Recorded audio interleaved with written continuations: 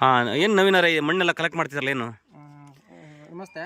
ಇದು ಹಕ್ಕುಪತ್ರದ ವಿಚಾರವಾಗಿ ನಾನು ಪ್ರತಿಯೊಂದು ಮನೇಲಿ ಒಂದು 25 ಮನೆಯದು ಹಕ್ಕುಪತ್ರ ಸಿಕ್ಕಿಲ್ಲ. ಒಂದು 50 ಮನೆಯದು ಹಕ್ಕುಪತ್ರಕ್ಕೆ ಅರ್ಜಿ ಹಾಕಿಸಿದ್ವು ಒಂದು 3 ವರ್ಷದ ಹಿಂದೆ. ಅದ್ರಾಗ ಒಂದು 20 ಹಕ್ಕುಪತ್ರ ಸಿಕ್ಕಿದೆ. ಈ ಹಿಂದೆ ನಯನ ಮುಟಮ್ನವರು ಕೊಟ್ಟಿದ್ದರು ತಾಲೂಕು ಆಫೀಸಿಗೆ ಕರೆದು. ಇನ್ನೂ ಒಂದು 25 ಹಕ್ಕುಪತ್ರ ಉಳಿದಿತ್ತು. ಅದನ್ನು ಸ್ಪಾಟ್ ನೋಡ್ಬೇಕು ಅಂತೇಳಿ ತಹಸೀಲ್ದಾರರು, ಈಗಿರೋಂಥ ತಹಸೀಲ್ದಾರಲ್ಲ, ಹಿಂದೆ ಒಂದು 3-4 ಜನ ಇದ್ದರು. ಅವರು ನೋಡ್ಬೇಕಂದ್ರೆ ಬರಟ್ಟಿಲ್ಲ. ಪ್ರತಿಯೊಬ್ಬರು ಈಗಿರೋ ತಹಸೀಲ್ದಾರಿಗೂ ನಾನು ಪ್ರೆಸೆಂಟಾಗಿ 3 ಸಲ ಖುದ್ದಾಗಿ ಹೋಗಿ ಮಾತಾಡಿದ್ದೀನಿ, ಲೆಟ್ರ್ ಕೊಟ್ಟಿದ್ದೀನಿ. ಹಾಗೆ 2-3 ಸಲ ಫೋನ್ ಸಮೇತ ಮಾಡಿದ್ದೀನಿ. ಬರ್ತೀವಿ ಇಲ್ಲೇ ತಿರುಗಾಡ್ತಾರೆ, ಬರಲ್ಲ. ಅವರಿಗೆ RIಗೂ ಗೊತ್ತಿದೆ, ವಿಲೇಜ್ ಅಕೌಂಟೆಂಟ್ VS ಸಮೇತ ಗೊತ್ತಿದೆ, ಗಮನಕ್ಕೆ ಗೊತ್ತಿದೆ. ಕೊಡೋ ಅಂಥ ಒಂದು ಹಕ್ಕುಪತ್ರಗಳಿವೆಲ್ಲ. ಈ ಸರ್ವೆ ಮಾಡೋಕ್ಕೆ ಬರ್ತೀನಿಲ್ಲ, ಸ್ಪಾಟಿಗೆ ಬರ್ತೀನಿ ಅಂತ ಹೇಳ್ತಾರೆ, ಬರಲ್ಲ. ಹಾಗಾಗಿ ಅವ್ರಿಗೆ ಯಾಕೆ ಕಷ್ಟ, ಇದೊಂದು ಆಗೇ ಬಿಡಲಿ ಅಂತೇಳಿ ಪ್ರತಿಯೊಂದು ಮನೆಯದು ಮಣ್ಣು ತಗೊಂಡೋಗಿ ತಾಲೂಕು ಆಫೀಸ್ಗೆ ಕೊಡ್ತಾಯಿದ್ದೀನಿ. ಅಲ್ಲೇ ಈ ಮಣ್ಣನ್ನ ಚೆಕ್ ಮಾಡಿ ಈ ಮಣ್ಣಿಗೆ ಹಕ್ಕುಪತ್ರ ಕೊಡೋಕ್ಕಾಗುತ್ತಾ ಇಲ್ಲ, ಈ ಮಣ್ಣಲ್ಲಿ ಏನಿದೆ ಸಮಸ್ಯೆ ಅಂತೇಳಿ ಅಲ್ಲೇ GPS ಮಾಡ್ತಾರೋ, ಸರ್ವೆ ಮಾಡ್ತಾರೋ, ಏನು ಮಾಡ್ತಾರೋ ಗೊತ್ತಿಲ್ಲ. ಇಷ್ಟು ಪ್ರತಿಯೊಂದು 22 ಮನೆಯದು ಮಣ್ಣು ಕಲೆಕ್ಟ್ ಮಾಡಿದ್ದೀನಿ. ಈ ಮಣ್ಣು ತೊಗೊಂಡೋಗಿ ತಾಲೂಕು ಆಫೀಸಿಗೆ ಮುಟ್ಟಿಸ್ತೀನಿ.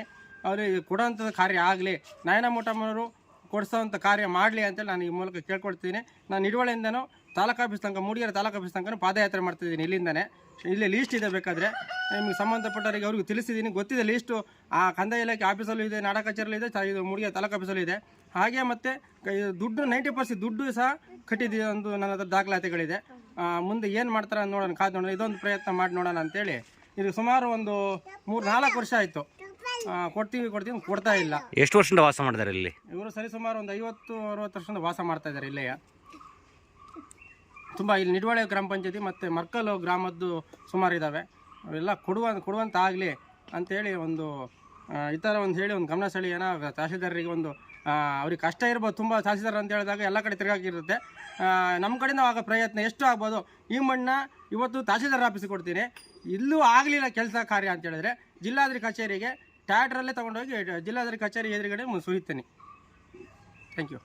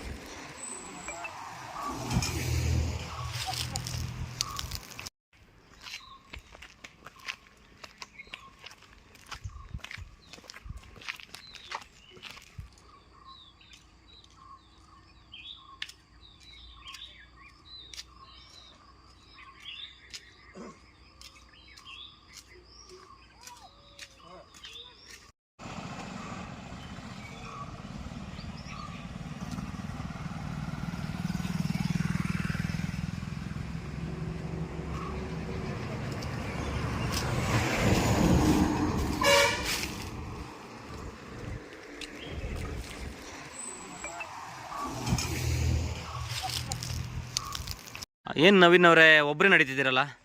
ಒಬ್ಬರೇ ಅಂತ ಹೇಳಿದ್ರೆ ಜನ ಪ್ರತಿಯೊಬ್ಬರು ಬರ್ತಾರೆ. ನಾವು ಕರೆದ್ರೆ ಬರಲ್ಲ ಅಂತ ಯಾರೂ ಇಲ್ಲ, ಬಂದೇ ಬರ್ತಾರೆ. ಯಾರ ಸಮಯನ ಯಾಕೆ ಸುಮ್ಮನೆ ವೇಸ್ಟ್ ಮಾಡೋದು? ಉದ್ದೇಶ ಒಳ್ಳೆಯದಾಗಿದ್ದರೆ ಏಕಾಂಗಿ ಹೋರಾಟಕ್ಕೆ ಜಯ ಸಿಗುತ್ತೆ 100%. ನಮ್ಮ ಉದ್ದೇಶ ದುರುದ್ದೇಶ ಆಗಿದ್ದರೆ ನಾವು ಸುಮ್ಮನೆ ಜನ ಸೇರಿಸ್ಕೋಬೇಕು, ದುಡ್ಡು ಖರ್ಚು ಮಾಡಿ ಸುಮ್ಮನೆ ಇಲ್ದಿದ್ದೇ ಹೋರಾಟ ಮಾಡಬೇಕಾಗುತ್ತೆ. ನಮ್ಮ ಹೋರಾಟದಲ್ಲಿ ನ್ಯಾಯ ಇದೆ. ಹಾಗಾಗಿ ನಾನು ಒಬ್ಬನೇ ಸದ್ಯಕ್ಕೆ ಸಾಕು ಅಂತೇಳಿ ನನ್ನ ಮನಸ್ಸಲ್ಲಿದೆ.